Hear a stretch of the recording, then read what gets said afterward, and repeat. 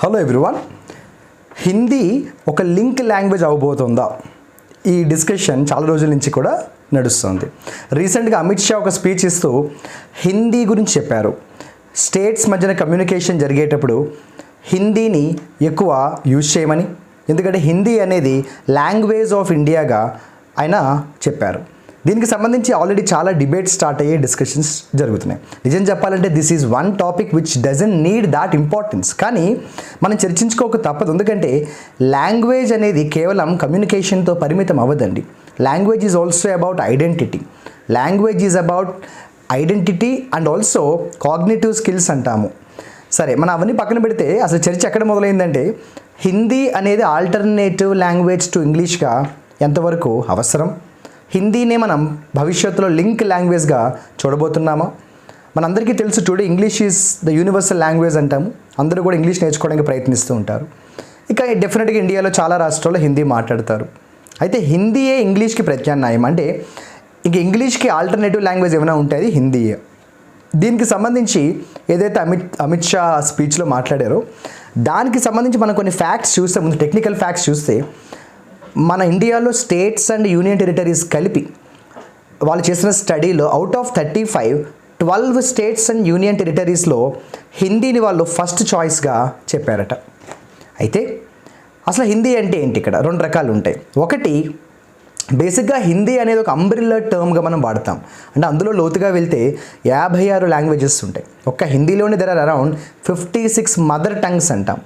ఉదాహరణకి భోజ్పురి, రాజస్థానీ, ఛత్తీస్గఢ్, మరెన్నో.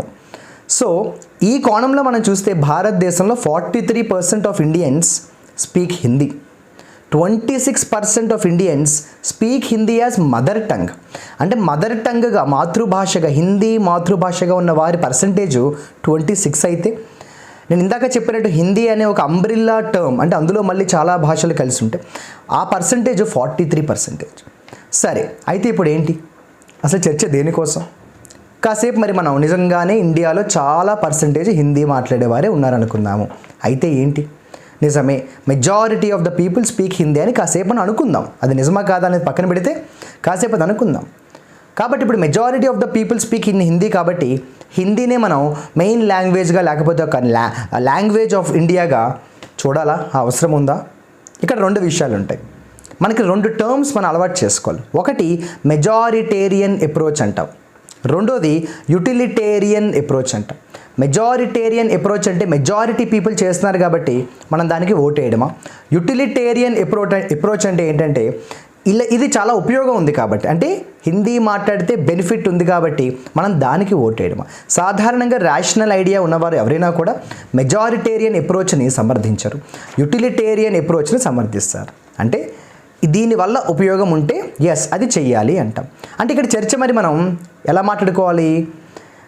ఏ భాష ఎక్కువ మాట్లాడుతున్నారనే కాకుండా బెనిఫిట్స్ ఏంటి? మనం ఇందాక అనుకున్నట్టు కాసేపు నిజంగానే మరి భారతదేశంలో హిందీ స్పీకింగ్ స్టేట్సే ఎక్కువ ఉన్నాయని కాసేపు అనుకుందాం, హిందీ స్పీకింగ్ పీపులే ఎక్కువ ఉన్నారని అనుకుందాం. ఇప్పుడు మరి మనం చేయాల్సిన సర్వే ఎలాగా? Hindi speaking states versus non Hindi speaking states. ఎక్కడ ఒక రకంగా చెప్పాలంటే అభివృద్ధి ఎక్కువ ఉంది, ఎక్కడ డెవలప్మెంట్ ఉంది అని చూడాలి, అంతే కదా? ఇప్పుడు మెజారిటేరియన్ అప్రోచ్కి మనం ఓటు వేయాలన్నప్పుడు అది ఇంకా వేరే విషయం. అది యుటిలిటేరియన్ అప్రోచ్కి ఓటు వేయాలంటే మనం మరి స్టడీ చేయాలి. సో కాసేపు మనం నాన్ హిందీ స్పీకింగ్ స్టేట్స్కి, హిందీ స్పీకింగ్ స్టేట్స్కి ఉన్న డిఫరెన్స్ ఏమైనా ఉందా? అంటే హిందీ మాట్లాడే రాష్ట్రాల్లో హిందీ మాట్లాడడం వల్ల వాళ్ళకి ఏమైనా ఎక్స్ట్రా అడ్వాంటేజ్ ఉందా అన్న కోణంలో చూస్తే దానికి ఒక ఇండికేటర్ ఏంటి మరి? Human development index. ఎప్పుడైనా కూడా ఒక దేశంలో హ్యూమన్ డెవలప్మెంట్ ఇండెక్స్ అనేది HDI అనేది ఒక మేజర్ ఇండికేటర్. ఈ HDI అంటే హ్యూమన్ డెవలప్మెంట్ ఇండెక్స్కి సంబంధించి వారు చేసిన సర్వేలో ఏం చెప్పారంటే భారతదేశంలో హిందీ స్పీకింగ్ స్టేట్స్తో కంపేర్ చేస్తే నాన్ హిందీ స్పీకింగ్ స్టేట్స్లో హ్యూమన్ డెవలప్మెంట్ ఇండెక్స్ చాలా బెటర్గా ఉందట. అంటే ఏ రాష్ట్రాల్లో అయితే హిందీ మదర్ టంగ్గా మాట్లాడతారో, ఏ రాష్ట్రాల్లో అయితే హిందీ మదర్ టంగ్గా మాట్లాడరో, మదర్ టంగ్గా మాట్లాడే స్టేట్స్ కంటే నాన్ హిందీ స్పీకింగ్ స్టేట్స్లో హ్యూమన్ డెవలప్మెంట్ ఇండెక్స్ ఎక్కువ ఉందట. ఇంకా చెప్పాలంటే వాళ్ళు మైగ్రేషన్ని కూడా స్టడీ చేశారు. ఇక్కడ మైగ్రేషన్ అంటే ఒక రాష్ట్రంలో పుట్టి పెరిగిన వారు వేరే రాష్ట్రానికి వలస వెళ్ళిపోవడం. సో ఈ మైగ్రేషన్ పరంగా కూడా వాళ్ళు చేసిన స్టడీ చూస్తే హిందీ స్టేట్స్ నుంచి నాన్ హిందీ స్టేట్స్కి వచ్చిన వారే ఎక్కువ ఉన్నారు. నాన్ హిందీ స్టేట్స్ నుంచి హిందీ స్టేట్స్కి వెళ్ళిన వారి కంటే Hindi to non Hindi migration ఎక్కువ ఉన్నారు. ఉదాహరణకి ఇప్పుడు ఇది కొంచెం మనం లోతుగా చూస్తే 2017 ఎకనామిక్ సర్వేలో వాళ్ళు ఏం చేశారంటే అనాలిసిస్ ఆఫ్ రైల్వే ప్యాసింజర్ డేటాని వాళ్ళు తీసుకోవడం జరిగింది. సో మొత్తం ఇండియాలో అంటే ముఖ్యంగా చెప్పాలంటే 2011 నుంచి 2016 దాకా వాళ్ళు ఈ మూమెంట్ రైల్వే ప్యాసింజర్స్ మూమెంట్ని వాళ్ళు స్టడీ చేశారు. సుమారుగా 9 మిలియన్ల ప్యాసింజర్స్ని వాళ్ళు స్టడీ చేసి వారు అన్రిజర్వ్డ్ అందులో ఎంతమంది అన్రిజర్వ్డ్ ట్రావెలర్స్ ఉన్నారు, కమ్యూటర్స్ ఉన్నారు, ఇవన్నీ కూడా స్టడీ చేశారు. అంటే 200 కిలోమీటర్ల కంటే తక్కువ కాకుండా ఎక్కువ ప్రయాణం చేసిన వారు. ఈ మూమెంట్ బట్టి వాళ్ళు ఒక రిపోర్ట్ని రిలీజ్ చేశారు. ఏమనంటే ఇందాక చెప్పినట్టు హిందీ స్పీకింగ్ స్టేట్స్ నుంచి నాన్ హిందీ స్పీకింగ్ స్టేట్స్కి మైగ్రేట్ అయిన వారే చాలా ఎక్కువ ఉన్నారట. ఇక్కడ మనకి 2 పదాలు ఉంటాయి మైగ్రేషన్లో. Net in migration, net out migration అంటారు. ఉదాహరణకి ఇప్పుడు ఆంధ్రప్రదేశ్ ఉంది, మన రాష్ట్రం అనుకుందాం. వేరే రాష్ట్రాల్లోంచి ఆంధ్రప్రదేశ్కి ఒక 1000 మంది వచ్చారనుకోండి మార్చి నెలలో, అంటే ఇది నెట్ ఇన్ మైగ్రేషన్. అదే ఆంధ్ర నుంచి ఒక 1000 మంది బయటికి వెళ్ళిపోతే అది నెట్ అవుట్ మైగ్రేషన్. ఇప్పుడు వాళ్ళు చేసిన స్టడీలో ఏంటంటే తమిళనాడు, ఆంధ్రప్రదేశ్, కర్ణాటక, వెస్ట్ బెంగాల్, పంజాబ్, ఢిల్లీ లాంటి స్టేట్స్లో నెట్ ఇన్ మైగ్రేషన్ ఎక్కువ ఉందట. ఇప్పుడు నేను చెప్పిన రాష్ట్రాలన్నీ కూడా హిందీ స్పీకింగ్ స్టేట్సా? కాదు, ముఖ్యంగా చాలా మటుకు కాదు, 1-2 మినహాయిస్తే. అలాగే ఉత్తరప్రదేశ్, మధ్యప్రదేశ్, రాజస్థాన్, హిమాచల్ ప్రదేశ్, జార్ఖండ్, ఛత్తీస్గఢ్ లాంటి స్టేట్స్లో నెట్ అవుట్ మైగ్రేషన్ ఎక్కువ ఉంది. అంటే ఈ రాష్ట్రాల నుంచి బయటికి వెళ్ళిపోతున్న వారు, అలా వెళ్ళిపోతున్న వారు ఎక్కడికి వెళ్తున్నారండి? నాన్ హిందీ స్టేట్స్కి వెళ్తున్నారు. అంటే net in migration, net out migration ప్రకారం తీసుకుంటే నాన్ హిందీ స్పీకింగ్ స్టేట్స్లోనే హ్యూమన్ డెవలప్మెంట్ ఇండెక్స్ ఎక్కువ ఉంది. హిందీ స్పీకింగ్ స్టేట్స్లోంచి నాన్ హిందీ స్పీకింగ్ స్టేట్స్కి వస్తున్న మైగ్రెంట్స్ యొక్క పర్సంటేజ్ కూడా చాలా ఎక్కువ ఉంది. ఇదే విషయాన్ని 2011 సెన్సస్ డేటాలో కూడా చెప్పారు. అయితే ఇవన్నీ టెక్నికల్ ఇన్ఫర్మేషన్, స్టడీస్ జరుగుతూ ఉంటాయి, సర్వేలు జరుగుతూ ఉంటాయి, అవన్నీ మనం పక్కన పెడదాం. అసలు మనం కొంచెం సింపుల్ భాషలో మాట్లాడుకుంటే, అసలు మన మాతృభాష కాకుండా వేరే భాష అవసరం ఎప్పుడు వస్తుంది, ఎందుకు వస్తుంది మనకి? ఇప్పుడు ఫర్ ఎగ్జాంపుల్ మన అందరం తెలుగు వాళ్ళం కాసేపు కదా, మనందరం కూడా తెలుగు వాళ్ళం. మన మాతృభాష తెలుగు, పుట్టింది పెరిగింది అంతా కూడా తెలుగు వాతావరణంలో. మనం వేరే భాష, ఇంగ్లీష్ అవ్వచ్చు, హిందీ అవ్వచ్చు, తమిళ్ అవ్వచ్చు, లేకపోతే ఫ్రెంచ్ అవ్వచ్చు, స్పానిష్ అవ్వచ్చు, ఏ ఇతర భాష అయినా కూడా నేను ఎందుకు నేర్చుకుంటాను? ఆ భాషపై విపరీతమైన ఇష్టంతో నేర్చుకునే వాళ్ళ సంఖ్య చాలా తక్కువ ఉంటుంది. ఫ్రాంక్గా చెప్పాలంటే చాలా తక్కువ. సో మన మాతృభాష కాకుండా వేరే భాష మనం నేర్చుకున్నామంటే కేవలం ఒకే ఒక కారణం, దాన్ని నెసెసిటీ అంటాం. నీడ్ ఫర్ సర్వైవల్, అవసరమైతే మనం నేర్చుకుంటాం. దానికి మించిన ఇంకా రెండో కారణం ఏమీ ఉండదు కదా. సో మాతృభాష కాకుండా వేరే లాంగ్వేజ్ మనం అవసరమైతే నేర్చుకుంటాం. ఈ అవసరం అనేది పర్సన్ బట్టి మారుతుంది. ఆ ఒక్క పర్సన్కి అవసరాలు సందర్భానికి తగ్గట్టు మారుతాయి. This is quiet personal. ఇది ఎవరి మీద రుద్దవలసిన అవసరం లేదు, ఎవరిని కూడా డిక్టేట్ చేయాల్సిన అవసరం అంతకంటే లేదు. నాకు అవసరం అనిపిస్తే, నేను కంపెనీలో జాబ్ చేస్తున్నాను, అక్కడ ఫ్రెంచ్ కంపల్సరీగా నేర్చుకోమన్నారు, నాకు ఆ జాబ్ చాలా అవసరం అనుకుంటే నేను నేర్చుకోవాలి, తప్పదు, నేను నేర్చుకుంటాను. తమిళ్ నేర్చుకోమన్నారు, నేను నేర్చుకుంటాను. లేదంటే వ్యాపారం, బిజినెస్ పర్పస్ అవ్వాలి, ఆల్మోస్ట్ అది ఇది ఒకటే కదా. ఇప్పుడు ఫర్ ఎగ్జాంపుల్ రీసెంట్గా మనం చూస్తే చాలా సినిమాలు పాన్ ఇండియా సినిమాలుగా ఉన్నాయి. ఇప్పుడు ఒక కెనడా సినిమా తెలుగులో వచ్చినప్పుడు వాళ్ళు తెలుగులో ప్రెస్ మీట్ పెట్టినప్పుడు తెలుగులో మాట్లాడడానికి ప్రయత్నం చేస్తున్నారు. మన రామ్ చరణ్ అవ్వచ్చు, ఎన్టీఆర్ అవ్వచ్చు, రాజమౌళి అవ్వచ్చు, మొన్నంతా కూడా ముంబై వెళ్ళినప్పుడు హిందీలో మాట్లాడారు. ఎందుకు? ఆ టైంకి ఆ పని జరగాలి. వేరే రాష్ట్రానికి వెళ్ళి వేరే రాష్ట్ర ప్రజలకు అర్థమయ్యే వారి భాషలో మాట్లాడడం వల్ల ముఖ్యంగా వచ్చే అడ్వాంటేజ్ ఏంటంటే ఎమోషనల్ కనెక్ట్ అనేది ఏర్పడుతుంది. మనం కూడా చూస్తూ ఉంటాం, పొలిటీషియన్స్ కూడా, నరేంద్ర మోడీ కూడా ఎప్పుడైనా చాలా అరుదుగా మన తెలుగు స్టేట్స్కి వచ్చినప్పుడు తెలుగులో ఏదైనా ఒక్క పదం చెప్తే కూడా పొలోమని చప్పట్లు కొట్టేస్తారు. అందరూ బాగున్నారా అంటే కూడా మనకి చాలా ఆనందం. ఎందుకంటే మనకి ఇష్టమైన పర్సన్ ఎవరైనా కూడా మన భాష నేర్చుకుని మన కోసం ఒక్క పదం చెప్పినా కూడా ఆనందపడిపోతాం మనం. దాన్ని ఎమోషనల్ కనెక్ట్ అంటాం. అది సినిమా హీరో అవ్వచ్చు, పొలిటీషియన్ అవ్వచ్చు, ఎవరైనా కూడా. సో ఎలా చెప్పినా మాతృభాష కాకుండా వేరే భాష కేవలం నీడ్, నెసెసిటీ ఉంటేనే చేస్తాం, ఇంకో అవసరం అయితే లేదు. ఇప్పుడు నేనేమంటున్నానంటే అసలు దిస్ ఈజ్ క్వైట్ పర్సనల్. మనకి అవసరం అనిపించినప్పుడు అది నేర్చుకుంటాం. అది ఎవరో చెప్తే నేర్చుకోవాల్సిన అవసరం లేదు, అసలు ఎవరికి చెప్పవలసిన అవసరం కూడా రాకూడదు. సో హిందీకి సంబంధించి నన్ను కూడా ఎవరైనా ఫర్ ఎగ్జాంపుల్ అదేంటి మీకు హిందీ రాదా అన్నారనుకోండి, నేనేమంటానంటే మీ మదర్ టంగ్ ఏంటంట. వాళ్ళు for example mother tongue Tamil అన్నారనుకోండి, తమిళ్ రాకపోతే బాధపడాలి, హిందీ రాకపోతే బాధ ఏంటంట. మన మాతృభాష రాకపోతే బాధపడాలి, మన మాతృభాష వచ్చి వేరే భాష రాకపోతే బాధపడాల్సిన అవసరమే లేదు. ఇది దయచేసి అందరూ కూడా అర్థం చేసుకోవాలి. When you do not know any foreign language other than your mother tongue, there is nothing to feel about it, there is nothing to even be ashamed of it. If you are unable to speak in your mother tongue or write in your mother tongue, that's a different case. If you do not know any language other than your mother tongue, that's okay, that's still okay.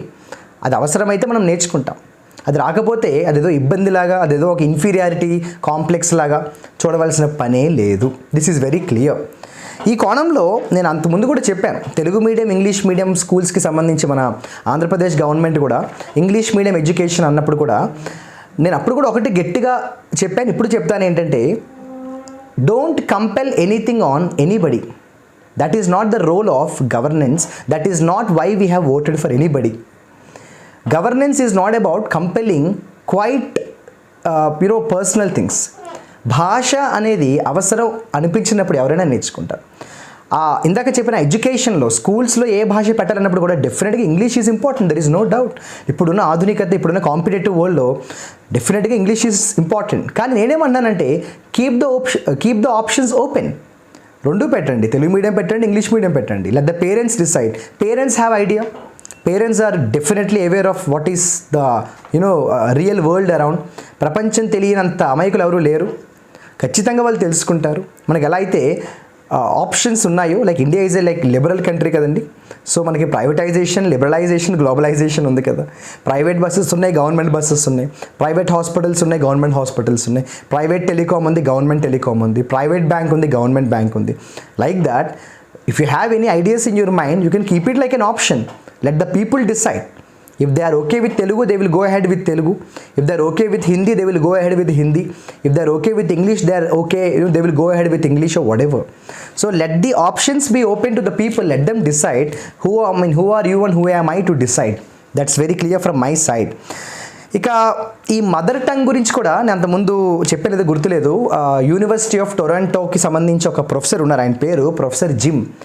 ఆయన mother tongue యొక్క importance మీద చాలా essays రాశారు, చాలా thesis. You can find the data.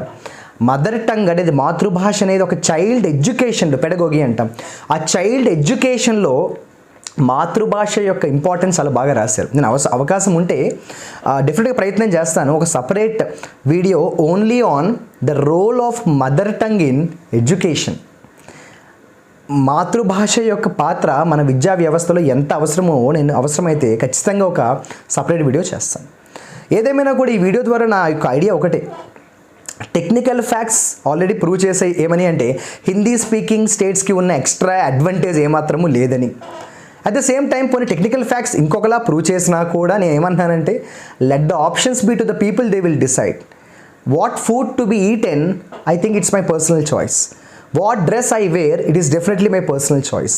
నేను ఏ భాష మాట్లాడుతానన్నది నా పర్సనల్ చాయిస్.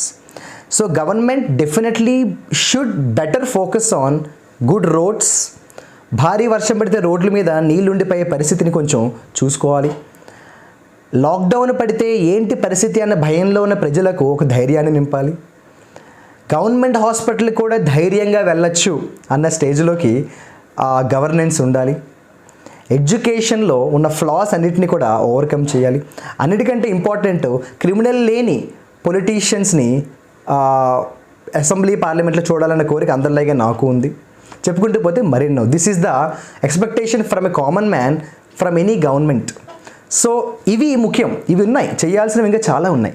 ఇది అంత ఇంపార్టెంట్ కాదు. ఈ భాష అనేది, లాంగ్వేజ్ అనేది quite choice of a common man. ఇక భాష గురించి వచ్చింది కాబట్టి ఇది అసందర్భం అవ్వచ్చు, అయినా కూడా అంతకుముందు చెప్పేం లేదు, గుర్తులేదు. తెలుగు గురించి కూడా కోవిడ్ లాక్డౌన్లో, ఫస్ట్ లాక్డౌన్ అనుకుంటానండి, ఫస్ట్ వేవ్ అనుకుంటా, ఫస్ట్ వేవ్ సెకండ్ వేవ్ గుర్తులేదు, ఎస్పి బాలసుబ్రహ్మణ్యం గారు, ఎస్పి బాలు మనందరికీ ఇష్టమైన సింగర్. సో ఆయన చనిపోయినప్పుడు కూడా నాకు బాధ కంటే భయం ఎక్కడ వేసిందంటే, తెలుగు భాషకి ఆయన ఒక పెద్దన్నలా ఉండేవాడు. అంటే the way he use to play the role of a protagonist. Telugu పదాలు ఎలా పలకాలి అన్న అంశం దగ్గర నుంచి కూడా తెలుగుకి ఆయన చాలా ఒక రకమైన ఇన్స్పిరేషన్ అని చెప్పచ్చు. అంటే we all have grown up watching his programmes, ఈ పాడత తీగ లాంటివి. చాలా సందర్భాల్లో ఎప్పుడు సందర్భం వచ్చినా కూడా తెలుగు అన్న ఒక భాషకి ఆయన ఇచ్చిన ఇంపార్టెన్స్ హ్యాట్స్ ఆఫ్. అని చనిపోయినప్పుడు నాకు ఫస్ట్ అదే అనిపించింది, ఏంటంటే నెక్స్ట్ ఎవరైనా ఉన్నారా లేరా అసలు ఆ భాషను ప్రిజర్వ్ చేసే.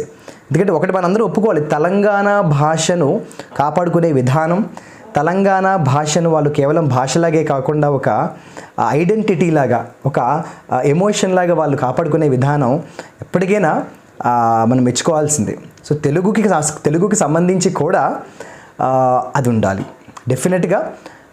In the future government's role should be definitely on the right governance and fulfilling the needs of the people, not to intervene into their personal choices అన్నది నా అభిప్రాయం. నేను ఇందాక చెప్పినట్టు తప్పకుండా అవకాశం ఉన్నంత వరకు కూడా మాతృభాష యొక్క పాత్రపై విద్యా వ్యవస్థలో, ఒక చైల్డ్ ఎడ్యుకేషన్లో, ఆ మెంటల్ ఎబిలిటీస్ డెవలప్ అయ్యే ప్రాసెస్లో ఆ మాతృభాష ఎంత అవసరం అన్నది నేను మీకు టెక్నికల్ ఫ్యాక్ట్స్తో ఒక వీడియో తప్పకుండా చేస్తాను.